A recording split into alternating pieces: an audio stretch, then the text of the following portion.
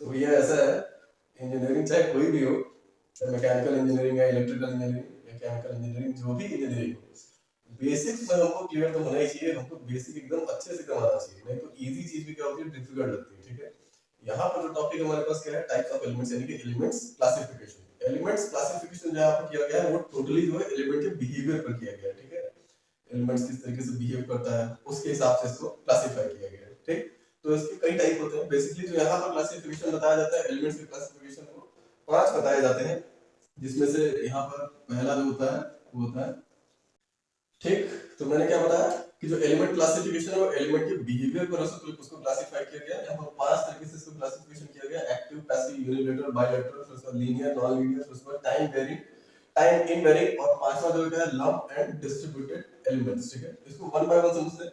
इसमें सबसे थोड़ा सा लेंदी जाएगा, वो कौन सा जाएगा, एक्टिव और पैसिव एलिमेंट्स वाला। ठीक है, क्योंकि इसके अंदर सब क्लासिफिकेशन है। ठीक है, इसको और क्लासिफाई भी करेंगे। ठीक, तो सबसे पहले पहले वाले को समझते हैं, एक्टिव एंड पैसिव एलिमेंट्स। ठीक है,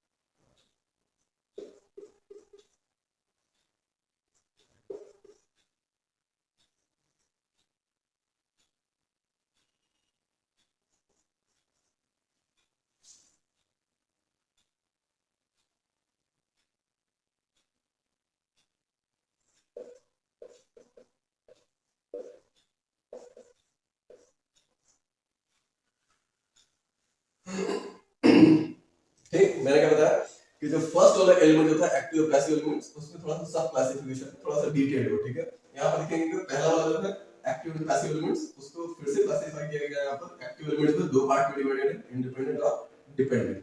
तो इंडिपेंडेंट दो पार्ट, आइडियल और प्रैक्टिकल। उसी तरीके से आइडियल में दो voltage, ideal voltage source, ideal current source. उसी तरीके से प्रैक्टिकल में प्रैक्टिकल वोल्टेज सोर्स और प्रैक्टिकल करंट सोर्स। ठीक, डिपेंडेंट में यहाँ पर चार लिखे हुए, कौन कौन से, BCBS, इसका मतलब कौन सा है, BCBS मतलब वोल्टेज कंट्रोल वोल्टेज सोर्स, तो इसका BCCS voltage control current source. ठीक है, इसको और डिटेल में देखेंगे कि क्या है ये, इसको इस तरीके से क्यों इसको क्लासिफाई किया गया है। लेकिन इतना आपको ये समझना है कि डिपेंडेंट है, इसका मतलब दूसरे पे निर्भर करता है। ठीक, इंडिपेंडेंट का मतलब इसको किसी की जरूरत नहीं है, इसके पास खुद की एनर्जी। ठीक, इंडिपेंडेंट। फिर इसको पैसिव में तीन यहाँ पर टाइप दिए हुए, कौन कौन से, R, रेजिस्टेंस, इंडक्टेंस और कैपेसिटेंस। ठीक है, तो ये जो क्लासिफिकेशन दिया है इसमें वन बाय वन स्टार्ट करते हैं। तो एक्टिव एलिमेंट को पहले देखते हैं, एक्टिव में इंडिपेंडेंट एलिमेंट्स। ठीक है, एक्टिव में इंडिपेंडेंट एलिमेंट्स। एक्टिव एलिमेंट मैंने क्या बताया, दो टाइप के थे, कौन कौन से, इंडिपेंडेंट और डिपेंडेंट एलिमेंट्स। इंडिपेंडेंट के बारे में मैंने क्या बताया कि इंडिपेंडेंट जो होता है वो किसी पर डिपेंड नहीं करता है। ठीक है, इसके पास इतनी कैपेबिलिटी होती है कि ये एनर्जी सप्लाई कर सकता है। एक्टिव एलिमेंट होता है, उसका डेफिनेशन ये होता है, एक्टिव एलिमेंट का मतलब कि वो एलिमेंट जिसके अंदर कैपेबिलिटी वो इलेक्ट्रिकल एनर्जी सप्लाई कर सके। हमको सीधा सीधा पता है कि इलेक्ट्रिकल एनर्जी सप्लाई करने के बहुत सारे हमारे पास एलिमेंट्स हैं। जैसे हमारे पास सोलर पैनल हुआ, ये क्या है, ये भी क्या करता है, ये भी इलेक्ट्रिकल एनर्जी सप्लाई करता है। जनरेटर हुआ, ये भी क्या करता है, ये भी इलेक्ट्रिकल एनर्जी सप्लाई करता है। फिर उसके बाद आपका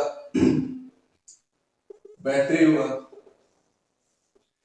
ये सब क्या है, ये सब एग्जांपल से इंडिपेंडेंट एक्टिव एलिमेंट्स हैं। ठीक है, मतलब ये किसी पर डिपेंडेंट नहीं रहते, इनके पास खुद का अपना एनर्जी सोर्स होता है, ये दूसरे को सप्लाई करते हैं। लेकिन जो डिपेंडेंट होता है वो क्या होता है, दूसरे पैरामीटर्स पर डिपेंड करता है। ठीक है, इसीलिए इनके जो एग्जांपल्स हैं वो क्या है, जैसे हो गया ट्रांजिस्टर्स। ठीक, ट्रांजिस्टर क्या है, डिपेंडेंट सोर्स है। उसके बाद हो गया ओप एम्प, जिसको फुल फॉर्म क्या होता है इसका, ऑपरेशनल एम्पलीफायर। कई टाइप का होता है। ये दोनों किसके एग्जांपल्स हैं, डिपेंडेंट सोर्सेस के। अब थोड़ा सा इसको और सही तरीके से समझते हैं ताकि आसानी हो जाए समझने में।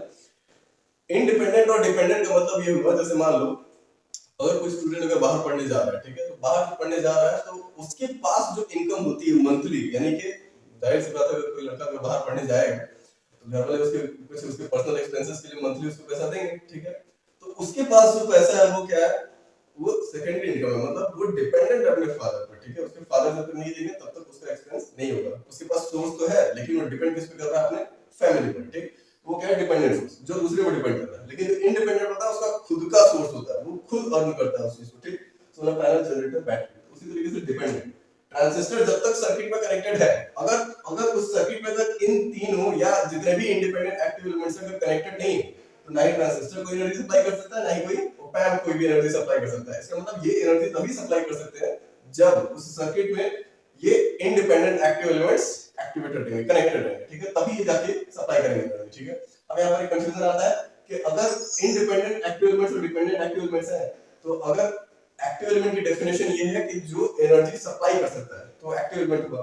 यहाँ पर एक ऐसा डाउट आता है कि बोलते हैं चार्ज कैपेसिटर जो होता है, चार्ज कैपेसिटर जो होता है उसको बोलते हैं कि वो एक्टिव एलिमेंट क्यों नहीं है। तो एक्टिव एलिमेंट इसलिए नहीं होता है क्योंकि इसकी डेफिनेशन में एक तो ये होता है कि ये एनर्जी डिलीवर कर सकता है, दूसरी चीज ये होती है एक्टिव एलिमेंट के बारे में कि ये एनर्जी डिलीवर करेगा फॉर अ लॉन्ग टाइम, यानी लॉन्ग टाइम के लिए एनर्जी डिलीवर कर सकता है, इसकी इतनी कैपेबिलिटी होती है, इसकी इतनी क्षमता होती है। चार्ज कैपेसिटर जो होता है, हमको पता है कि चार्ज कैपेसिटर जो होता है इसमें जो एनर्जी होती है बहुत ही सडनली डिसिपेट होती है, इस तरीके से इसका कर्व बनता है। उसमें चार्ज तो स्टोर होता है, चार्ज स्टोर होगा, लेकिन तुरंत ही विद इन 5 सेकंड जितनी भी एनर्जी उसके अंदर स्टोर रहेगी सबको डिसिपेट कर देगा, ठीक। जबकि इंडिपेंडेंट डिपेंडेंट एक्टिव एलिमेंट्स के जो ग्राफ होते हैं किस तरीके से होते हैं, इस तरीके से होते हैं। अगर आइडियल की बात करें तो प्रैक्टिकल की बात करें तो इस तरीके से होता है, ठीक। इसका मतलब इसमें जो एनर्जी सप्लाई है वो काफी लंबे टाइम तक होता है, लेकिन इसमें होता है बहुत ही शॉर्ट ड्यूरेशन के लिए, वो भी 4 से 5 सेकंड के अंदर ये पूरी एनर्जी डिसिपेट कर देता है। इसीलिए चार्ज कैपेसिटर को एक्टिव एलिमेंट की कैटेगरी में नहीं रखते हैं, ठीक। Independent dependent. अब उसके बाद इंडिपेंडेंट भी उसमें सब क्लासिफिकेशन था, क्या था, आइडियल और प्रैक्टिकल वोल्टेज सोर्स, उसको समझिए। तो फर्स्ट वाले पर आते हैं, यानी कि आइडियल वोल्टेज सोर्स। यहां पर चारों मैंने एक साथ लिख दिया, ideal voltage source, ideal current source, practical voltage source, practical current source. आप पहले जब जाओगे और थोड़ा सा टाइम जब पहले आप वीडियो को करोगे तो उसमें आपको पूरा क्लासिफिकेशन जो मिलता है उसमें दो कैटेगरी मिलती है, आइडियल और प्रैक्टिकल। आइडियल में दो था वोल्टेज और करंट सोर्स, और प्रैक्टिकल में भी दो था वोल्टेज और करंट सोर्स। मैंने चारों को एक जगह कर दिया, ठीक। ये पूरा किसका है, ये पूरा इंडिपेंडेंट का क्लासिफिकेशन है, ठीक है, इंडिपेंडेंट एक्टिव एलिमेंट्स का classification. Ideal voltage source, ideal का मतलब ये होता है, आइडियल मतलब कोई लॉस नहीं हो रहा उसमें, ठीक है, वो जो सोर्स है एकदम परफेक्ट काम कर रहा है, ठीक है, 100% एफिशिएंसी के साथ। मतलब उसमें जो एनर्जी तो डिलीवर करेगा वो लॉन्ग टाइम के लिए करेगा, उसमें खत्म नहीं होगा, ठीक है। कहने का मतलब ये यहाँ पर लेकिन क्या होता है, यानी कि कांस्टेंट वोल्टेज यहाँ पर मेंटेन रहता है, ठीक, वो कभी भी क्या होता है, वो डिक्लाइन नहीं होता है, ठीक। जो आइडियल वाला वोल्टेज सोर्स है उसमें हमेशा कांस्टेंट वोल्टेज हमेशा रहता है irrespective of the current value, यानी कि इसको करंट की वैल्यू से कोई मतलब नहीं है करंट की वैल्यू कितनी है, लेकिन जो वोल्टेज हमेशा कांस्टेंट पैटर्न को फॉलो करेगा, ठीक, चाहे कोई एलिमेंट कनेक्टेड हो, कैसा भी एलिमेंट कनेक्टेड हो, उससे मतलब नहीं है, ठीक। आइडियल वोल्टेज सोर्स, इसमें देख सकते हैं ये तीनों बना हुआ क्या है, ये सिंबल्स है, active ideal independent voltage source का ये सिंबल है। इस तरीके से प्लस माइनस का बना हुआ है, चाहे सर्कल के अंदर या इस तरीके से, ये बैटरी का सिंबल है, ठीक है, ये बैटरी का, ये भी बैटरी का सिंबल है, या जो डीसी जनरेटर का भी सिंबल हो सकता है। उसके बाद ये जो यहाँ पर अंदर ये इस तरीके से वेव बनी हुई है, इस वेव का मतलब ये कौन सा किसका सिंबल है, एसी सोर्स का। ये भी एक्टिव एलिमेंट है, active element ideal voltage source, लेकिन ये कौन सा है, एसी, क्योंकि अंदर कैसा बना हुआ है, वेव, साइनसोइडल वेव, ठीक। इसका ग्राफ मैंने बताया। उसके बाद नेक्स्ट जो आता है ideal current source. Ideal current source जो होता है, ये जब भी सर्कल के अंदर एरो बना हुआ है तो उसका मतलब सीधा सीधा क्या है, वो करंट सोर्स है, ठीक है। ये एरो क्या बताता है, करंट की डायरेक्शन की, किस डायरेक्शन में करंट डिलीवर कर रहा है सर्किट में, ठीक। इसका जब आप ग्राफ देखें तो इसमें भी सेम चीज यहां लिखा हुआ है, क्योंकि आइडियल की बात करें, आइडियल का मतलब जो करंट वो डिलीवर करेगा वो वोल्टेज से इंडिपेंडेंट रहेगा, इसको वोल्टेज की वैल्यू से कोई मतलब नहीं रहेगा। किसी भी पॉइंट पर हम वोल्टेज की कोई भी वैल्यू देखेंगे तो उस पॉइंट पर हमको करंट की वैल्यू उतनी ही मिलेगी जितनी पहले थी। इसका मतलब ये क्या करता है, कांस्टेंट करंट ये मेंटेन करता है, ठीक है, लॉन्ग टाइम के लिए। ये क्या है हमारा आइडियल करंट सोर्स। उसके बाद नेक्स्ट हमारा प्रैक्टिकल वोल्टेज सोर्स। तो प्रैक्टिकल वोल्टेज सोर्स को देखें, अब यहां पर जाहिर सी बात है प्रैक्टिकल है, इसका मतलब वहां पर ये जो आर यहां पर लिखा हुआ है, आर, ये आर एक्चुअली हमारा क्या है, इसको बोलते हैं इंटरनल रेजिस्टेंस, इंटरनल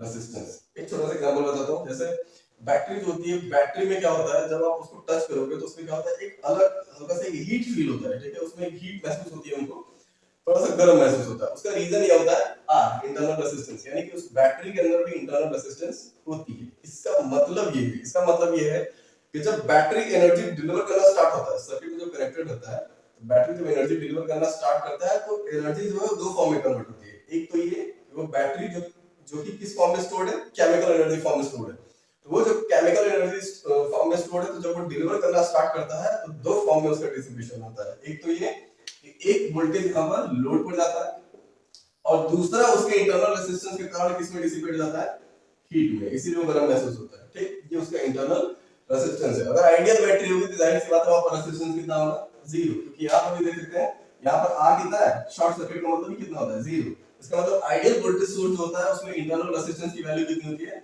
0 ओम। लेकिन प्रैक्टिकल वोल्टेज सोर्स में वहीं पर इसकी सीरीज में इसके साथ रिप्रेजेंटेड है। सीरीज में इसलिए क्योंकि जो जाहिर सी बात है, अगर प्रैक्टिकल वोल्टेज सोर्स है, अगर यहाँ पर पोटेंशियल अगर V8 है, ठीक, तो जब लोड पर ये डिलीवर करेगा तो जाहिर सी बात है इसमें वोल्टेज ड्रॉप जो होगा, इसमें वोल्टेज ड्रॉप के बाद ही यहाँ पर डिलीवर करेगा। इसका मतलब जो यहाँ पर VL है वो जाहिर सी बात है इस V से हमेशा कम ही रहेगा। क्यों? क्योंकि यहाँ पर एक ड्रॉप और हो रहा है, ठीक है। तो पैरेलल में यहाँ पर जितना वोल्टेज है उतना ही यहाँ पर वोल्टेज है, लेकिन यहाँ पर इन दोनों का समीशन है, ठीक। तो प्रैक्टिकल वोल्टेज सोर्स यहाँ पर देख सकते हैं कि जो करंट की वैल्यू है, करंट की वैल्यू में डिपेंडेंट है काफी वोल्टेज। तो जब ये जैसे जैसे हमारा करंट की वैल्यू बढ़ती जाती है, वहां पर वोल्टेज जो हमारा करंट डिक्लाइन होते जाता है, मतलब एक कांस्टेंट पैटर्न को फॉलो नहीं करता है, डिपेंड करता है करंट की वैल्यू पर, ठीक। यहाँ पर ये हमारा प्रैक्टिकल वोल्टेज सोर्स। उसी तरीके से यहाँ पर देखें हमारा प्रैक्टिकल करंट सोर्स, जो हमारा यहाँ पर करंट सोर्स था, सेम सिंबल है यहाँ पर, बस इसके साथ पैरेलल में क्या है यहाँ पर R। R का भी मतलब वही है जो यहाँ पर था, इंटरनल रेजिस्टेंस। R भी क्या है यहाँ पर, इंटरनल रेजिस्टेंस, सेम रिप्रेजेंटेशन। यहाँ पर पैरेलल में इसलिए डिनोट किया गया है क्योंकि जाहिर सी बात है, अगर यहाँ से मान लीजिए अगर 10 एम्पीयर अगर आ रही है, ठीक, और ये प्रैक्टिकल करंट सोर्स है, हमको इतना तो पता होना चाहिए कि प्रैक्टिकल करंट सोर्स है, उसकी वैल्यू अगर 10 एम्पीयर है तो 10 एम्पीयर वो लोड पर डिलीवर नहीं करेगा। यहाँ पर जितनी करंट को डिलीवर करेगा वो हमेशा 10 एम्पीयर से कम होगी। तो जब 10 एम्पीयर से कम होगी तो हमको वहां पर करंट का डायवर्जन वहां पर शो करना पड़ेगा। तो यहाँ पर ये जो आ रही है क्या करता है, एक करंट इधर से 10 एम्पीयर आ रही है, लेकिन एक करंट इधर भी जा रही है, भले ही करंट कम है लेकिन यहाँ पर करंट का डायवर्जन तो हो ही रहा है, ठीक है। इसका मतलब ये जो आई है ये 10 एम्पीयर से कम मिलेगी हमको हमेशा लोड पर, क्योंकि हमारा क्या है, लोड पर जो करंट है वो हमेशा हमको कम मिलेगी, 10 एम्पीयर से कम। क्यों? क्योंकि एक करंट हमारा इसके इंटरनल रेजिस्टेंस में भी जा रहा है। अगर तरीके से देखोगे यार तो जो करंट सोर्स होता है वो ऐसा कोई फिजिकल कोई चीज नहीं है कि गए मार्केट में खरीद के ले आए 10 एम्पीयर का करंट सोर्स, ठीक है। करंट सोर्स जैसी कोई चीज नहीं होती है। एक्चुअल में कॉन्सेप्ट जो है ये सर्किट में ही डेवलप हुई है। सर्किट में कहीं ना कहीं ट्रांजिस्टर्स होते हैं, ऑप एम्प्स होते हैं, वो क्या करते हैं, एज अ करंट सोर्स की तरह बिहेव करते हैं, ठीक है। तो वहीं से कॉन्सेप्ट आता है, अलग से कोई करंट सोर्स फिजिकल नहीं होता है कि हम गए मार्केट में खरीद के ले आए करंट सोर्स, ठीक। ये करंट सोर्स आइडियल प्रैक्टिकल, हां यहां पर जो हमारा देख सकते हैं जो प्रैक्टिकल करंट सोर्स है उसका इंटरनल रेजिस्टेंस पैरेलल में रिप्रेजेंटेड है, जो रिप्रेजेंटेड है मैंने बता दिया।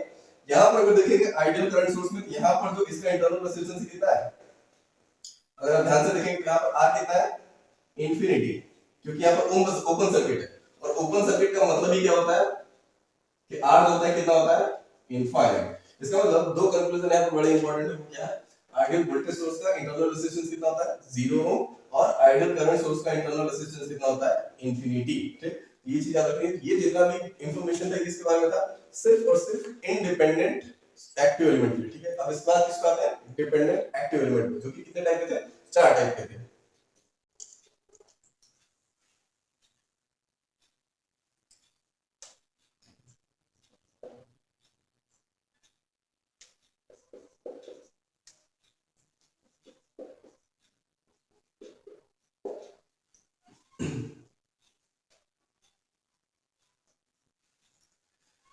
इसके बाद जो नेक्स्ट क्लासिफिकेशन था वो क्या था, dependent active elements. Dependent active element जो देखा होगा उसमें कितने टाइप के, टोटल 4 टाइप, ठीक है। यहाँ पर 4 टाइप में यहाँ पर देख सकते हैं। सबसे पहले तो ये चीज है कि डिपेंडेंट एक्टिव एलिमेंट को पहचानते कैसे हैं। तो पहचानने का इसका सबसे आसान तरीका है, वो आसान तरीका ये है कि जब भी डायमंड शेप में अगर हमको कोई एलिमेंट दिख रहा है, डायमंड शेप में इस तरीके से, तो समझ जाओ वहां पर क्या है, डिपेंडेंट एक्टिव एलिमेंट, ठीक। अब यहाँ पर 4 क्लासिफिकेशन जो क्या क्या थे यहाँ पर मैंने क्या बताया हुआ, यहाँ पर मैंने क्या बताया कि अगर डायमंड हो या सर्कल हो, ठीक है, अगर अंदर प्लस माइनस अगर बना हुआ तो इसका सीधा सा मतलब क्या है, वो वोल्टेज सोर्स, और अगर अंदर एरो बनी हुई है तो वो क्या डिनोट कर रहा है, करंट सोर्स। अब इतना तो कंफर्म हो गया कि ये क्या है, वोल्टेज सोर्स। तो इसको लिख देते हैं वोल्टेज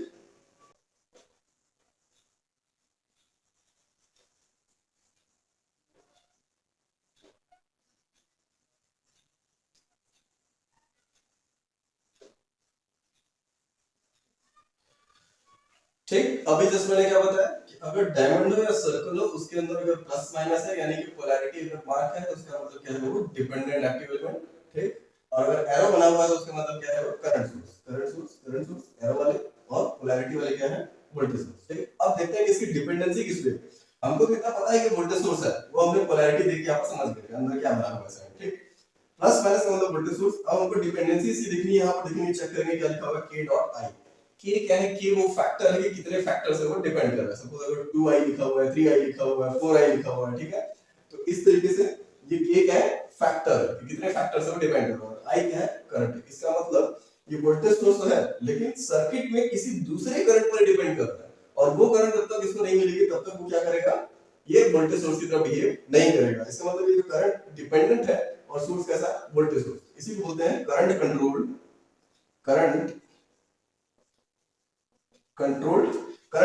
वोल्टेज सोर्स। इसी को शॉर्ट में हम लिखा होता है CCVS। उसके बाद नेक्स्ट जो है हमारा केवी, यहाँ पर क्या लिखा हुआ है, इतना तो हमको कंफर्म पता है कि प्लस माइनस से मतलब वोल्टेज सोर्स। यहाँ पर केवी मैंने क्या बताया, फैक्टर है कि कितने फैक्टर से डिपेंड कर रहा है। यहाँ पर क्या लिखा हुआ है वोल्टेज, इसका मतलब वोल्टेज पर डिपेंड कर रहा है। ये वोल्टेज सोर्स है लेकिन वोल्टेज पैरामीटर पर डिपेंड कर रहा है, किसी सर्किट के किसी दूसरे एलिमेंट के क्रॉस वोल्टेज है उस पर डिपेंड कर रहा है। वोल्टेज डिपेंडेंट, इसका मतलब voltage control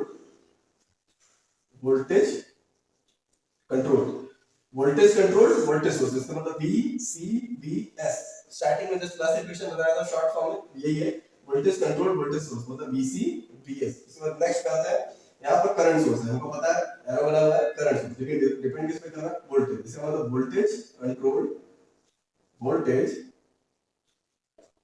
control current source, इसका मतलब VCCS, ठीक है VCCS। इसका मतलब वोल्टेज कंट्रोल करंट सोर्स। कई को वोल्टेज डिपेंडेंट करंट सोर्स भी बोलते हैं, उससे कंफ्यूज नहीं है, कंट्रोल्ड है या डिपेंडेंट है दोनों बात बराबर है, ठीक। यहाँ पर आई लिखा हुआ है, इसका मतलब करंट डिपेंडेंट है, इसका मतलब करंट कंट्रोल्ड करंट सोर्स, इसका मतलब CCCS। ये चार टाइप के यहाँ पर क्लासिफिकेशन थी किसके, डिपेंडेंट एक्टिव एलिमेंट्स के, ठीक है। लेकिन डिपेंडेंट एक्टिव एलिमेंट्स की खास बात क्या है कि वो एक्टिव एलिमेंट की तरह तभी बिहेव करेगा जब तक उसको कोई दूसरी एनर्जी कहीं से नहीं मिलेगी। मतलब उसको कहीं से जब तक दूसरी सप्लाई नहीं मिलेगी, दूसरा किसी सोर्स से उसको करंट नहीं मिलेगा, वोल्टेज नहीं मिलेगा, तब तक वो एक्टिव एलिमेंट की तरह बिहेव नहीं करेगा। जैसे ट्रांजिस्टर हुआ, कैपेसिटर हुआ, ठीक।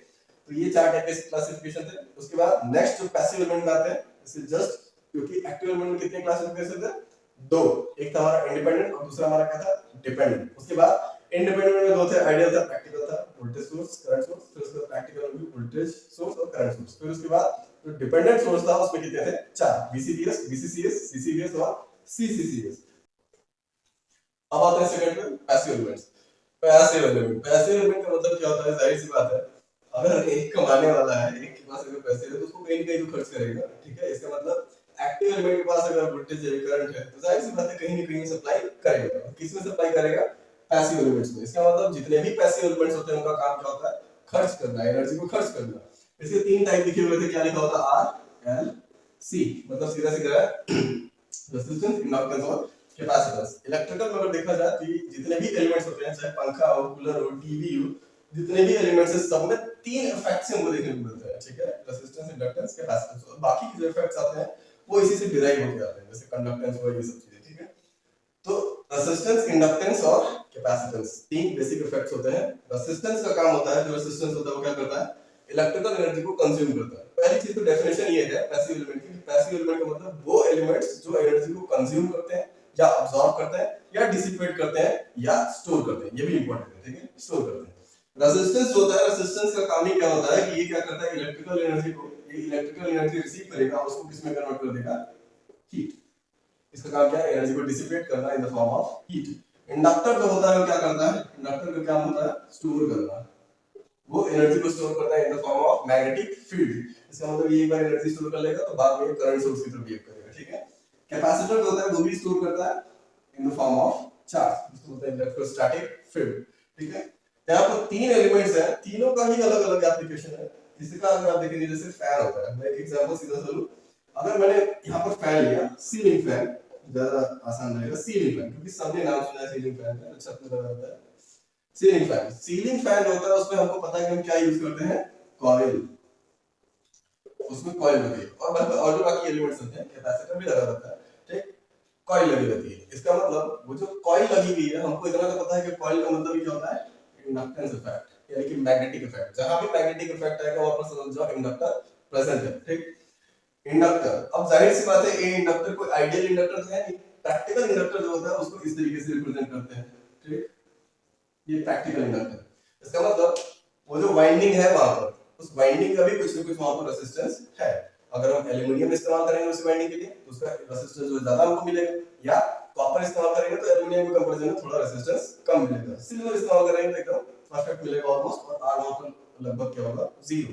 यहाँ पर इसका इंटरनल रेजिस्टेंस भी है, पंखा जो गर्म होता है उसका रीजन क्या है, ये आर, क्योंकि आर का जस्ट अभी मैंने क्या मीनिंग बताया कि आर करता क्या है, हीट के फॉर्म में डिसिपेट करता है एनर्जी को, ठीक। और ये एल क्या करता है, मैग्नेटिक इफेक्ट क्रिएट करता है, ठीक। एक स्टोर कर रहा है, दूसरा क्या कर रहा है, डिसिपेट। तो जितनी भी चीजें यहाँ पर है प्रैक्टिकल चीजें, वहां पर जाहिर सी बात है हम जितने भी कंडक्टर्स यूज करते हैं, जितने भी मटेरियल्स यूज करते हैं इलेक्ट्रिकल सिस्टम में, सबका कुछ ना कुछ रेजिस्टेंस है। और जाहिर सी बात है अगर देखा जाए तो ट्रांसमिशन लाइन में एल्युमिनियम ज्यादा इस्तेमाल करते हैं कंडक्टर्स के लिए, हाउस वायरिंग में कॉपर ज्यादा इस्तेमाल करते हैं, लेकिन दोनों की ही रेजिस्टेंस वहां पर होते हैं, ठीक। तो तीन एलिमेंट्स होते हैं, इनका सीधा सा कॉन्सेप्ट ये है कि इनको क्या करना है, ये पैसिव एलिमेंट्स है और ये क्या करेंगे, इलेक्ट्रिकल एनर्जी को कंज्यूम करेंगे और ये दूसरे फॉर्म में उसको कन्वर्ट करेंगे। तो पैसिव एलिमेंट्स होते हैं, उनका काम क्या होता है, आपको याद रखना है कि पैसिव एलिमेंट जो होते हैं क्या करते हैं, इलेक्ट्रिकल एनर्जी को ऑब्जॉर्व करते हैं या कंज्यूम करते हैं या डिसिपेट करते हैं या तो उसको स्टोर करते हैं in the different different form. ये होते हैं हमारे पैसिव एलिमेंट्स। इसके बाद जो नेक्स्ट क्लासिफिकेशन था वो क्या था हमारा, यूनिलैटरल और बायलैटरल एलिमेंट्स, ठीक। ठीक, नेक्स्ट आता है हमारा यूनिलैटरल और क्या था, बायलैटरल। जैसे कि क्लासिफिकेशन ये था, यूनि का देखो मतलब ये क्या होता है, एक, यूनि का मतलब क्या होता है एक, और बाय का मतलब होता है दो, ठीक। और एक और दो का मतलब क्या है, मतलब गिनती नहीं गिनना है। यूनिलैटरल और बायलैटरल का एलिमेंट का मतलब, बायलैटरल अगर एलिमेंट है, हां एक चीज और, यहां पर बायलैटरल को बाय डायरेक्शनल भी बोलते हैं, इसलिए कंफ्यूज नहीं होना, ठीक है। बायलैटरल को बाय डायरेक्शनल भी बोलते हैं और इसको भी यूनिलैटरल और यूनि डायरेक्शनल बोलते हैं, ठीक। यूनिलैटरल या यूनिडायरेक्शनल या बायडायरेक्शनल या बायलैटरल एलिमेंट्स, ठीक। तो बाय का मतलब दो, इसका मतलब क्या है वो डिटेल में समझते हैं। अगर बायलैटरल एलिमेंट है, इसका मतलब अगर हम वोल्टेज की पोलैरिटी अगर उसके क्रॉस अगर चेंज करते हैं अगर, ठीक है, तो इसका मतलब जो उसके क्रॉस जो इफेक्ट आएगा, जो उसका इफेक्ट डेवलप होकर आएगा, उसमें कोई भी चेंज नहीं आएगा और जो हमारा VI कैरेक्टरिस्टिक है वो दोनों ही केसेस में सेम रहेंगे, चाहे वोल्टेज हम वहां पर प्लस माइनस अप्लाई करें या माइनस प्लस अप्लाई करें। इसका सीधा सा एग्जांपल है, तुम्हारे RLC एलिमेंट्स होते हैं, ठीक। ये किसके एग्जांपल्स हैं, बायलैटरल एलिमेंट्स के, ठीक है, बायलैटरल एलिमेंट्स। अगर मैंने यहाँ पर एक रेजिस्टेंस लिया, सपोज एक रेजिस्टेंस मैंने यहाँ पर लिया, उसके बाद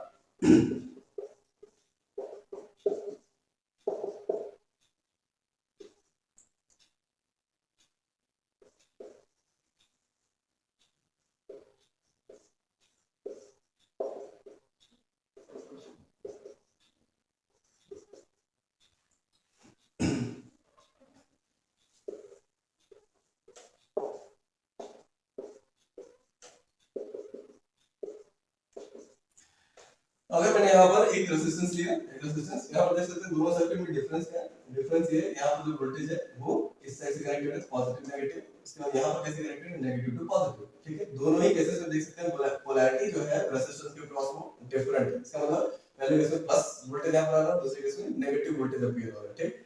दोनों ही केसेस में अगर इसका बिहेवियर देखेंगे रेजिस्टेंस का, तो दोनों ही केसेस में कैसा आता है, सेम सेम, मतलब दोनों ही केसेस में कैसा आता है, वोल्टेज जो होता है करंट का रिलेशन होता है कैसा होता है, कांस्टेंट। वैसे ही जब नेगेटिव दोनों होते हैं तो क्या होता है, वोल्टेज और करंट का रिलेशन कैसा आता है, सेम, जैसा पॉजिटिव साइड आता है वैसा ही नेगेटिव साइड आता है, ठीक है। ये होता है bidirectional element. Bidirectional element का मतलब अगर हम वोल्टेज की पोलैरिटी को जब चेंज कर रहे हैं या करंट की डायरेक्शन जब चेंज हो रही है, ठीक है, करंट की डायरेक्शन जब चेंज हो रही है तो उसकी प्रॉपर्टी में और उसकी VI कैरेक्टरिस्टिक में कोई भी चेंज नहीं आ रहा, सेम रिफ्लेक्शन आ रहा है, दोनों कैसा होना चाहिए, मिरर इमेज आना चाहिए, ठीक है। तो यहाँ पर क्या है, ये एलिमेंट कैसा है, बायलैटरल एलिमेंट या बायडायरेक्शनल एलिमेंट।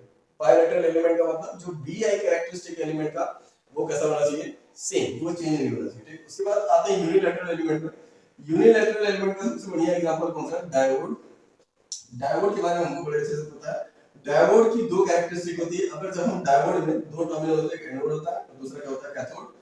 जब एनोड और कैथोड के क्रॉस जब प्लस माइनस जो अप्लाई करते हैं तो उसको बोलते हैं फॉरवर्ड बायसिंग, FB। FB मतलब फेसबुक नहीं होता है, यहाँ पर FB का मतलब क्या है, फॉरवर्ड बायसिंग, ठीक। तो जब फॉरवर्ड बायसिंग देते हैं डायोड के क्रॉस तो कैसे बिहेव करता है, as a short circuit, short circuit, ठीक। और जब हम इसके क्रॉस क्या करते हैं, नेगेटिव वोल्टेज जब अप्लाई करते हैं, माइनस इधर, सॉरी प्लस इधर, माइनस इधर, एनोड कैथोड, यानी कि रिवर्स बायसिंग। जब रिवर्स बायसिंग में इसको अप्लाई करते हैं तो क्या करता है, कैसे बिहेव करता है, ऐसा ओपन सर्किट, ओपन सर्किट। इसका मतलब देख सकते हैं बड़ा ही धोखेबाज टाइप का है। इसका मतलब यहाँ पर जब पोलैरिटी जब चेंज कर रहा है तो पॉजिटिव पोलैरिटी में कुछ और है और नेगेटिव पोलैरिटी में कुछ और है, मतलब दोनों ही केसेस में अलग है। मतलब अगर परिस्थिति बदल गई तो ये धोखा दे सकता है, ठीक है। यहाँ पर शॉर्ट सर्किट की तरह बिहेव कर रहा है और यहाँ पर जैसे रिवर्स बायसिंग कर रहे हैं तो यहाँ पर ओपन सर्किट की तरह बिहेव कर रहा है। दोनों ही केसेस में इसकी जो इसका जो बिहेवियर है एकदम डिफरेंट है, एकदम आउट ऑफ लाइन, ठीक है। इसका मतलब यहाँ पर जो इसका VA कैरेक्टरिस्टिक जो प्लॉट करेंगे तो उसका VA कैरेक्टरिस्टिक हम सभी को पता है कैसा होता है, इस तरीके से होता है I V, और उसके बाद यहाँ पर जो होता है कुछ इस तरीके से होता है, इसको बोलते हैं ब्रेकडाउन, जेनरल ब्रेकडाउन वोल्टेज। और यहाँ पर ये क्या होता है, ये लीनियरली मूव करता है, और इस साइड भी देख सकते हो डिफरेंट है। इसका मतलब जो -I -V, इस साइड जो हमारा VI कैरेक्टरिस्टिक है और जो इस साइड हमारा VI कैरेक्टरिस्टिक है वो एकदम डिफरेंट है, एकदम डिफरेंट है, दोनों एक जैसा नहीं है। इसका मतलब जो डायोड होता है या जो यूनिलैटरल एलिमेंट्स होते हैं, जब वोल्टेज की पोलैरिटी को जब चेंज करते हैं उसके क्रॉस, या करंट की डायरेक्शन जब चेंज होती है तो क्या होता है, इनका बिहेवियर चेंज हो जाता है, सेम बिहेव नहीं करते हैं। इसमें क्या होता है, रेजिस्टेंस में, रेजिस्टेंस हमने पोलैरिटी चेंज की, कोई भी चेंज नहीं है, VI कैरेक्टरिस्टिक एकदम सिमिलर। और दूसरी चीज, इसमें जितनी हीट वो डेवलप करेगा उतनी ही हीट इस केस में डेवलप करेगा, उसकी प्रॉपर्टी में कोई भी चेंज नहीं आ रहा है। इसका मतलब चाहे प्लस साइड से करंट हम इसको अप्लाई कर रहे हैं, नेगेटिव वोल्टेज देके अप्लाई कर रहे हैं, जितनी हीट इसमें बनाएगा उतनी हीट इसमें बनाएगा, इसमें कोई भी चेंज देखने को नहीं मिलता। बायलैटरल एलिमेंट्स, यूनिलैटरल एलिमेंट्स जैसे ही यहाँ पर परिस्थिति बदल रही तुरंत ही धोखा दे दे रहा है, मतलब पहले केस में कुछ और आ रहा है और दूसरे केस में कुछ और आ रहा है, ठीक है। तो इस तरीके से ये हमारा क्या है, यूनिलैटरल या यूनिडायरेक्शनल एलिमेंट्स। हमको इसमें ये अलग है, बायलैटरल एलिमेंट्स या बायडायरेक्शनल एलिमेंट्स में जो एलिमेंट की प्रॉपर्टी है, वोल्टेज की पोलैरिटी अगर जब हम चेंज कर रहे हैं तो वोल्टेज की पोलैरिटी चेंज होने पर उसका जो बिहेवियर है और जो VI कैरेक्टरिस्टिक है वो चेंज नहीं होगा, ठीक। अब उसके बाद आते हैं नेक्स्ट क्लासिफिकेशन पर, लीनियर और non linear elements. Linear and non linear elements का सीधा सा मतलब है, लीनियर का मतलब क्या होता है, रेखीय। इसको हिंदी में अगर आप देखेंगे इसका मतलब क्या होता है, रेखीय, ठीक है। लीनियर यानी कि अगर हम यहाँ पर जाहिर सी बात है, हम इलेक्ट्रिकल में, तो इलेक्ट्रिकल में किसी बात करें वोल्टेज और करंट की, यानी कि जो VI कैरेक्टरिस्टिक है वो कैसा होना चाहिए, लीनियर। लीनियर मतलब दोनों एक कांस्टेंट पैटर्न को फॉलो करना चाहिए, जिस पेस से हमारा करंट बढ़ रहा है उसी पेस से हमारा वोल्टेज बढ़ना चाहिए, मतलब जो स्लोप आना चाहिए किसी पॉइंट पर कैसा आना चाहिए, सेम किसी भी पॉइंट पर। तो लीनियर एलिमेंट्स होते हैं, उसके कुछ एग्जांपल्स जैसे कि हमारा रेजिस्टेंस ही होगा। अभी जैसे यहाँ पर जस्ट मैंने ग्राफ इसका प्लॉट किया था रेजिस्टेंस का, क्या था वो इस तरीके से, I -I V, उसके बाद यहाँ पर माइनस V। ये जो कैरेक्टरिस्टिक है यहाँ से देख सकते हैं कि ये ओरिजिन से निकल रहा है, उसके बाद किसी भी पॉइंट पर जब इसमें स्लोप कैलकुलेट करेंगे तो हमको सेम मिलेगा, लीनियर एलिमेंट्स। लेकिन जो लीनियर एलिमेंट्स होते हैं, हमको पता है कि जो लीनियर एलिमेंट्स होते हैं इलेक्ट्रिकल में, यहाँ पर हमको एक चीज याद ये ध्यान देनी है कि जो लीनियर एलिमेंट्स होते हैं वो ओम्स लॉ को भी फॉलो करते हैं, ठीक। अब इस चीज को यहाँ पर समझते हैं, अगर ये ओम्स लॉ को फॉलो कर रहा है लीनियर एलिमेंट, इसका मतलब स्ट्रेट लाइन के अगर हम इक्वेशन हम अगर जानते हैं y = mx + c, straight line की इक्वेशन हमारे पास ये है, y = mx + c, जिसमें y क्या है और x क्या है, डायमेंशंस, x एक्सिस और y एक्सिस के, और c क्या है, कांस्टेंट, m क्या है, स्लोप। इसका मतलब अगर यहाँ पर इस इक्वेशन में अगर इसको प्लॉट अगर किया जाए तो कुछ इस तरीके से आएगा ना, इस तरीके से। यहाँ पर स्लोप तो मिल रहा है लेकिन एक कांस्टेंट के बाद मिल रहा है, यानी कि ये जो वैल्यू किसकी वैल्यू है, c, c यहाँ पर ऐड हो जाता है। लेकिन अगर यहीं पर अगर इस इक्वेशन में अगर हम c = 0 करते हैं तो y = कितना आएगा, m.x, और जब m निकालेंगे स्लोप m = y/x। तो इस इक्वेशन के अकॉर्डिंग अब यहाँ पर देखें, ओम्स लॉ मैंने अभी जस्ट क्या बताया कि ओम्स लॉ जो है लीनियर एलिमेंट्स होते हैं, ओम्स लॉ को फॉलो करते हैं, और हमको पता है कि r = क्या होता है, v/i। ओम्स लॉ के अकॉर्डिंग r = v/i। अब ये इक्वेशन जो इससे काफी ज्यादा मैच कर रही है। यहाँ पर जो m है वो क्या है, इस स्ट्रेट लाइन का स्लोप, लेकिन यहाँ पर जो r है वो क्या है, वो इसका स्लोप है। यहाँ पर जो स्लोप मिल रहा है v और i के रेशियो से मिल रहा है, यहाँ पर जो स्लोप है y और x के डायमेंशन से मिल रहा है। तो जाहिर सी बात है y हमारा कौन सा होता है, y एक्सिस वाला, और x हमारा कौन सा होता है, करंट, ठीक। इसका मतलब ये दोनों ही सिमिलर है। लेकिन यहाँ पर ध्यान देने वाली बात ये है कि जो स्ट्रेट लाइन की जो इक्वेशन है यहाँ पर y = mx + c, ये ओम्स लॉ के फॉर्म में तभी कन्वर्ट होगा जब यहाँ पर कांस्टेंट वैल्यू कितनी होगी, 0। क्योंकि यहाँ पर अगर देखें ये जो हमारा कर्व है 0 से स्टार्ट हो रहा है, यानी कि ओरिजिन से स्टार्ट हो रहा है, लेकिन यहाँ पर ये कहां से स्टार्ट हो रहा है, एक पर्टिकुलर कांस्टेंट से। इसका मतलब लीनियर एलिमेंट अगर है तो उसकी एक और मैंडेटरी कंडीशन है, पहली तो कि ओम्स लॉ को फॉलो कर रहा है, और अगर ओम्स लॉ को फॉलो कर रहा है तो वो ओरिजिन से पास करना चाहिए, किसी पर्टिकुलर कांस्टेंट से वो नहीं स्टार्ट होना चाहिए। तो ओम्स लॉ की पहली चीज वो क्या, ओम्स लॉ को फॉलो कर रहा है, और दूसरी चीज कि वो ओरिजिन से पास होना चाहिए, तभी हम उसको बोलेंगे लीनियर एलिमेंट्स, ठीक है। अब आते हैं सेकंड पर, नॉन लीनियर एलिमेंट्स पर। नॉन लीनियर एलिमेंट का अभी जस्ट एग्जांपल मैंने बताया वो क्या था, डायोड। अगर इसका सीधा सीधा अगर प्लॉट देखेंगे तो इसका प्लॉट किस तरीके से था, इसी तरीके से। ये तो किसी एंगल से हमको नहीं दिख रहा है, ये हमको b - b, ये हमको किसी एंगल से लीनियर नहीं दिख रहा है, क्योंकि इस पे हर पॉइंट पर डिफरेंट स्लोप है, ठीक है, हर पॉइंट पर डिफरेंट स्लोप। यहाँ पे एकदम ही अलग आ रहा है। नॉन लीनियर एलिमेंट्स मतलब जिसका रिलेशनशिप जो bi रिलेशनशिप है वो कैसा आता है, नॉन लीनियर। एक स्ट्रेट लाइन को फॉलो नहीं करता है। इतना तो ऑब्वियस है कि ऑरिजिन से स्टार्ट हो रहा है लेकिन स्ट्रेट लाइन को फॉलो नहीं कर रहा है, इसीलिए कौन सा एलिमेंट हुए नॉन लीनियर एलिमेंट्स। जितने भी होते हैं डायोड ट्रांजिस्टर्स ये जितने भी होते हैं सब क्या होते हैं नॉन लीनियर एलिमेंट्स। लेकिन ध्यान देने वाली बात यहाँ पर ये है कि रेजिस्टेंस में हमेशा हम क्या बोल रहे हैं कि रेजिस्टेंस हमारा क्या है लीनियर बाई डायरेक्शनल एलिमेंट। ठीक, बाई डायरेक्शनल तो समझ में आ रहा है, लेकिन रेजिस्टेंस जो होता है वो नॉन लीनियर भी होता है और वो डिपेंड करता है कई सारे पैरामीटर्स पर, जैसे टेम्परेचर हुआ, फ्रीक्वेंसी हुआ, प्रेशर हुआ। अगर ये तीनों चीजें या डिफॉर्मेशन हो रहा है या अगर हम किसी मटेरियल में अगर एलॉय अगर कर रहे हैं, दूसरा मटेरियल अगर मिक्स अप कर रहे हैं, ठीक है, तो उसकी वजह से भी क्या होता है रेजिस्टेंस चेंज होता है। जो नया रेजिस्टेंस जो बनता है जरूरी नहीं कि वो लीनियर कैटेगरी का, वो नॉन लीनियर भी हो सकता है, वो डिपेंड करेगा आसपास के एम्बियंस पर। ठीक, तो नॉन लीनियर रेजिस्टेंस भी होता है, जैसे कि हमारा पावर सिस्टम में यूज करते हैं ZnO zinc oxide as a Li इस्तेमाल करते हैं इसको लाइटनिंग अरेस्टर। तो ये क्या होता है नॉन लीनियर रेजिस्टर होता है। तो रेजिस्टेंस होता है लीनियर नॉन लीनियर दोनों एग्जिस्ट करता है, लेकिन यहाँ पर हम कौन से रेजिस्टर का डिस्कशन कर रहे हैं जो हमारे लीनियर रेजिस्टेंस है। ठीक, अब उसके बाद जो हमारा नेक्स्ट है, हमारा नेक्स्ट एलिमेंट कौन सा था हमारा नेक्स्ट में यानी कि चौथा हमारा जो क्लासिफिकेशन था वो क्या था टाइम वेरिंग और टाइम इनवेरिएंट एलिमेंट्स। ठीक है, टाइम वेरिंग और टाइम इनवेरिएंट का सीधा सीधा देखो मतलब है यार, टाइम वेरिंग का मतलब जो समय के साथ बदल रहा है और टाइम इनवेरिएंट का मतलब जो समय के साथ नहीं बदल रहा है, कांस्टेंट। मतलब चाहे अभी की बात करें या पास्ट की बात करें या फ्यूचर की बात करें, तीनों ही केसेस में लोग कैसा है सेम, उसका जो बिहेवियर एकदम सेम। इंसानों से काफी रिलेटेड है इसका एग्जांपल जो है, कई कई सारे लोग ऐसे होते हैं जो टाइम के साथ काफी बदलते हैं ना, तो टाइम इनवेरिएंट जो टाइम के साथ बदलता नहीं है, लेकिन ये टाइम के साथ बदलता है। पहले कुछ और थे, आज कुछ और, आगे चल के कुछ और बनेगा। ठीक है, टाइम के साथ वेरी कर रहा है। जैसे मान लो एक रेजिस्टेंस अगर हम मेजर कर रहे हैं किसी मेटल के क्रॉस, तो मेटल के क्रॉस जब रेजिस्टेंस से मेजर करते हैं तो मेटल में जो रेजिस्टेंस होता है वो टेम्परेचर डिपेंडेंट होता है। यानी कि मेटल में जो रेजिस्टेंस मेजर करते हैं वो टेम्परेचर डिपेंडेंट होता है। अगर हम टेम्परेचर को बढ़ाते हैं तो रेजिस्टेंस उसमें बढ़ता है। इसका जस्ट उल्टा होता है इसमें सेमीकंडक्टर्स में। सेमीकंडक्टर्स में क्या होता है टेम्परेचर जब बढ़ाते हैं तो रेजिस्टेंस क्या होता है डिक्रीज होता है। ठीक, तो दोनों ही केसेस में देख सकते हैं टाइम के साथ वेरी कर रहा है, जो वैल्यू है वो क्या हो रही है वेरी कर रही है। टाइम वेरी का एक और सीधा सा एग्जांपल बताता हूं। जैसे मैंने यहां पर रेजिस्टेंस लिए अगर यहां पर मैंने एक स्विच लगा दिया, एक रेजिस्टेंस मैंने यहां पर लिया, ठीक, आर, उसके बाद नीचे यहां पर मैंने सप्लाई से इसको कनेक्ट कर दिया। ठीक, इस सर्किट को अगर ध्यान से देखेंगे और इसको मैंने इस तरीके से फिर कर दिया, इसको मैंने ओपन कर दिया t 0 पर। इस सर्किट में अगर आप ध्यान से देखोगे तो अभी जो रेजिस्टेंस है ये देख सकते हैं t 0 का मतलब है कि ये जो स्विच है t 0 पर ओपन हो रहा है। इसका मतलब t 0 माइनस पर ये कैसा था क्लोज था, ये जो स्विच था कैसा था क्लोज। अगर ये स्विच अगर क्लोज था तो जाहिर सी बात है जो रेजिस्टेंस आएगा टोटल वो कितना आएगा r r divided by r plus r, क्योंकि दोनों कैसे कनेक्टेड है पैरेलल। लेकिन अब दूसरा केस देखते हैं t 0 पर ही ओपन हो रहा है, इसका मतलब t 0 और t 0 प्लस यानी कि उसके बाद भी रहेगा ना ओपन। तो t 0 पर क्या हुआ है ओपन, इसका मतलब अभी जब मैंने ओपन किया तो फ्यूचर में भी क्या है ये ओपन, माइनस का सीधा सा मतलब क्या है पास्ट। तो यहाँ पर t 0 प्लस कैसे हो रहा है ये ओपन। तो जब ओपन हो जाएगा तो जाहिर सी बात है ये वाला रेजिस्टेंस तो गायब हो जाएगा, क्योंकि ओपन हो गया तो इसमें कोई करंट आ नहीं है। तो टोटल जो रेजिस्टेंस आएगा कितना आएगा सिर्फ r।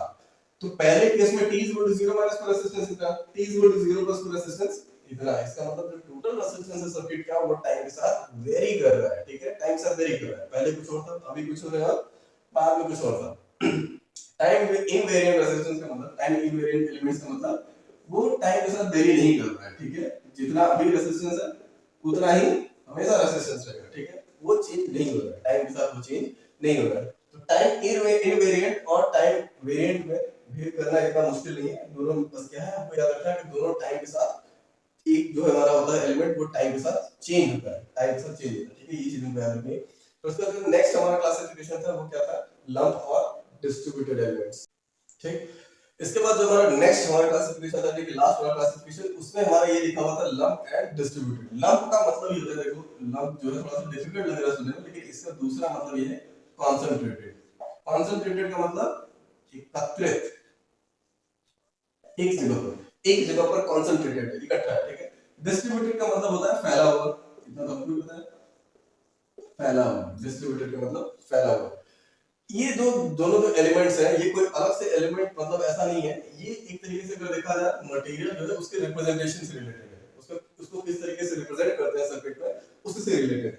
लंप जो होता है अभी जस्ट मैंने क्या बताया कॉन्सेंट्रेटेड, यानी कि जब भी हम किसी रेजिस्टेंस की वैल्यू जब शो करते हैं R, जब मैंने कहा कि R इज इक्वल टू यहाँ पर 10 ओम है, ठीक, R इज इक्वल टू 10 ओम कहा मैंने, ठीक है। तो और अगर यहाँ पर मैंने कहा कि जो R है वो कितना है, R इज इक्वल टू 10 ओम, मैंने एक सिंपल वायर लिया और यहाँ पर मैंने क्या कहा कि 10 ओम, ठीक। दोनों में अगर ध्यान दें R इज इक्वल टू 10 ओम कहा तो इसका मतलब ये जो हमारा रेजिस्टेंस है हम रिप्रेजेंट कर रहे हैं पूरी लेंथ ऑफ वायर के रेजिस्टेंस को, यानी कि यहाँ पर जब हमने मेजर किया तभी हमको पता चला कि उसके क्रॉस रेजिस्टेंस कितना था 10 ओम, तो हमने उसको इस तरीके से प्रेजेंट कर दिया। यहाँ पर जो सेम वायर है, सेम वायर में जो रेजिस्टेंस है वो पूरा फैला हुआ है, क्योंकि एक्चुअल में जो रेजिस्टेंस होता है वो क्या होता है, उसकी मटेरियल की एटॉमिक प्रॉपर्टी होती है, ठीक है। उसमें कितनी इंप्योरिटीज है, जितनी ज्यादा इंप्योरिटीज होगी उतना ज्यादा उसका रेजिस्टेंस होगा, उसकी इंप्योरिटी पे डिपेंड करता है। तो वो जो रेजिस्टेंस होता है मटेरियल के थ्रू आउट वो डिस्ट्रीब्यूटेड रहता है। जब हमको एनालिसिस करनी होती है तो हमको वहां पर उसको इस तरीके से डिनोट करना पड़ेगा, हम इस तरीके से तो उसको लेंगे नहीं, ठीक है। जैसे ट्रांसमिशन लाइन ही है, अगर 100 किलोमीटर की ट्रांसमिशन लाइन है अगर हमारे पास, तो अगर 100 किलोमीटर की ट्रांसमिशन लाइन है तो हमको कैसे पता चलेगा कि उस ट्रांसमिशन लाइन का रेजिस्टेंस कितना है, मेजर करेंगे तभी पता चलेगा ना। तो जब मेजर करेंगे उसको पर किलोमीटर वाइज कि पर किलोमीटर उसका मान लीजिए 1 किलोमीटर, 1 किलोमीटर में उसका रेजिस्टेंस कितना है, तब जाके हमको पता चलेगा उसका रेजिस्टेंस 10 ओम है, ठीक। तो जो इफेक्ट है रेजिस्टेंस का वो डिस्ट्रीब्यूटेड नेचर का है, ठीक है। तो हमको जब एनालिसिस करनी होगी तो हम डिस्ट्रीब्यूटेड नेचर में नहीं करेंगे, उसको हम कंसंट्रेट करेंगे, मेजर करेंगे, मेजर करके यहाँ पर जब रिप्रेजेंट करेंगे तभी हम उसकी एनालिसिस कर सकते हैं, ठीक। तो जो डिस्ट्रीब्यूटेड है वो क्या होता है, इफेक्ट को जो एक्चुअल इफेक्ट होता है, यानी कि ये जो होता है एक्चुअल में प्रैक्टिकल रिप्रेजेंटेशन होता है। अगर ध्यान से देखा जाए तो जो रेजिस्टेंस है कैसा है, ये मटेरियल के थ्रू आउट इस तरीके से फैला हुआ रेजिस्टेंस, रेजिस्टेंस तो हर पॉइंट पर उस वायर में, लेकिन यहाँ से यहाँ तक जब हम उसको मेजर करेंगे ओम मीटर लगा के तब हमको पता चलेगा इसका रेजिस्टेंस कितना है, और जितना हमको पता चलेगा रेजिस्टेंस उसी को हम यहाँ पर डिनोट कर देंगे कि हमारा उसका रेजिस्टेंस कितना है। तो दोनों चीजें सेम है, एक हमारा क्या है डिस्ट्रीब्यूटेड, वो क्या है प्रैक्टिकल रिप्रेजेंटेशन, प्रैक्टिकली जो रेजिस्टेंस होता है मटेरियल के थ्रू आउट फैला रहता है, लेकिन उसी चीज को क्या करते हैं जब एनालिसिस करते हैं, यहाँ पर एनालिसिस में हमको क्या करना पड़ेगा, हमको इस तरीके से वायर डायग्राम लिखना नहीं पड़ेगा, डायग्राम बनाना नहीं पड़ेगा, हमको उस डायग्राम में उस रेजिस्टेंस की वैल्यू को शो ही करना पड़ेगा, उसका रेजिस्टेंस कितना है। तो लंप यानी कंसंट्रेटेड, कंसंट्रेटेड जाहिर सी बात है जो रेजिस्टेंस फैला हुआ है उस मटेरियल में उसको हम लोग क्या करते हैं कंसंट्रेट करते हैं, सिंपल कैसे मेजर करके, यहाँ पर मेजर करके हम इसको यहाँ पर डिनोट कर लेते हैं। तो ये वाला एक जो रिप्रेजेंटेशन होता है कौन सा होता है एनालिटिकल रिप्रेजेंटेशन, और दूसरा क्या होता है प्रैक्टिकल रिप्रेजेंटेशन, ठीक। तो यहाँ पर जो 5 टाइप के एलिमेंट्स क्लासिफिकेशंस थे ये एकदम क्लियर होना चाहिए हमको, क्योंकि बेसिक सर्किट्स में जो हमारा होता है डीसी सर्किट्स या एसी सर्किट्स, उसमें अगर एलिमेंट में अगर हमको क्लियर नहीं है, अगर एलिमेंट में अगर हमको क्लैरिटी नहीं है तो वहां पर हमको ऊपर डिफिकल्ट होता है न्यूमेरिकल सॉल्व करने में। तो न्यूमेरिकल सॉल्व करने के लिए बड़ा ही जरूरी है, ठीक है, क्योंकि इसमें कई सारी ऐसी प्रॉपर्टीज भी होती हैं जो एग्जाम्स में पूछता है और यूनिवर्सिटी के जो एग्जाम्स होते हैं उसमें भी पूछता है। खैर अभी जो बेसिक इलेक्ट्रिकल करिकुलम है उसमें ये सब चीजें नहीं इतना डिटेल में दिया हुआ है, लेकिन एक्चुअल में अगर देखा जाए तो 5 तरीके से इसके क्लासिफिकेशन किए जाते हैं एलिमेंट्स के, ठीक है। इसके बाद भी अगर आपको इसमें कोई डाउट आ रहा है, ठीक है, किसी भी एलिमेंट से रिलेटेड, तो आप उसको कमेंट कर सकते हैं, ठीक। Thank you.